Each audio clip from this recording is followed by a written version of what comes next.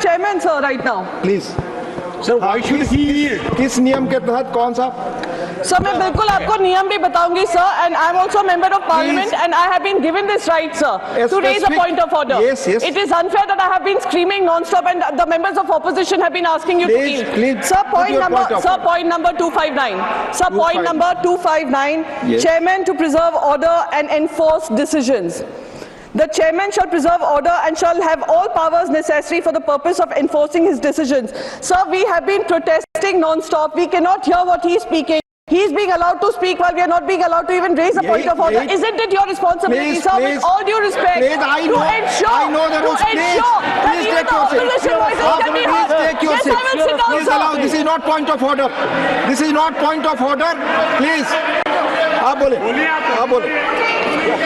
सभापति महोदय, मेरा विचार ये था, हमारे विपक्षी दल यदि हाउस ऑर्डर में होता तो पॉइंट ऑफ ऑर्डर ज्यादा उपयुक्त नजर आता, परंतु मैं अब अपना विषय आगे रखने का प्रयास करता हूं कि स्टेट बैंक LIC ने ऑल टाइम हाई प्रॉफिट पिछले क्वार्टर में दर्ज किया है और हिंदुस्तान एरोनॉटिक्स लिमिटेड को 29,000 करोड़ रुपए का रेवेन्यू मिला है और 80,000 करोड़ रुपए का उनका ऑर्डर पाइपलाइन में है जो HAL को आज नहीं मिला था. यह दर्शाता है कि SBI, LIC और HAL ने इस सरकार के कालखंड में सबसे ऊंचा मुकाम हासिल किया है.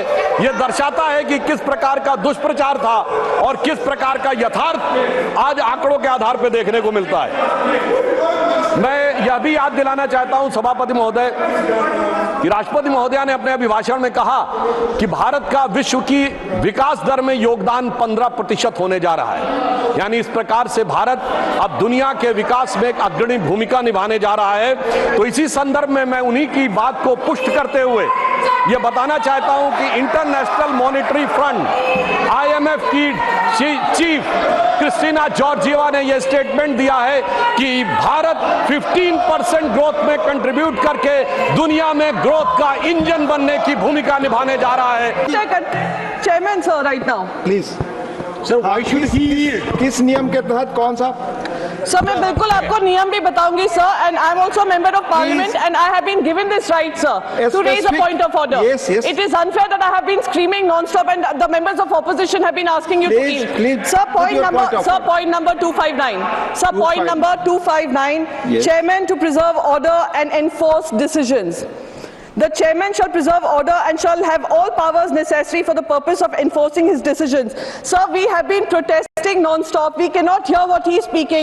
He is being allowed to speak while we are not being allowed to even raise a point of order. Isn't it your responsibility, Please, sir, please. with all due respect, Please, I know the rules. to ensure that Please even take the your seat. opposition voices can be heard? Please take your Yes, seat. I will sit down, Please allow. sir. This is not point of order.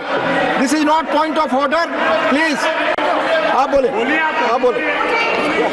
सभापति महोदय, मेरा विचार ये था, हमारे विपक्षी दल यदि हाउस ऑर्डर में होता तो पॉइंट ऑफ ऑर्डर ज्यादा उपयुक्त नजर आता, परंतु मैं अब अपना विषय आगे रखने का प्रयास करता हूं कि स्टेट बैंक LIC ने ऑल टाइम हाई प्रॉफिट पिछले क्वार्टर में दर्ज किया है और हिंदुस्तान एरोनॉटिक्स लिमिटेड को 29,000 करोड़ रुपए का रेवेन्यू मिला है और 80,000 करोड़ रुपए का उनका ऑर्डर पाइपलाइन में है जो HAL को नहीं मिला था. यह दर्शाता है कि SBI, LIC और HAL ने इस सरकार के कालखंड में सबसे ऊंचा मुकाम हासिल किया है.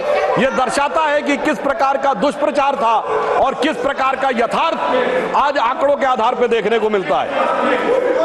मैं यह भी याद दिलाना चाहता हूं सभापति महोदय कि राष्ट्रपति महोदया ने अपने अभिभाषण में कहा कि भारत का विश्व की विकास दर में योगदान 15% होने जा रहा है.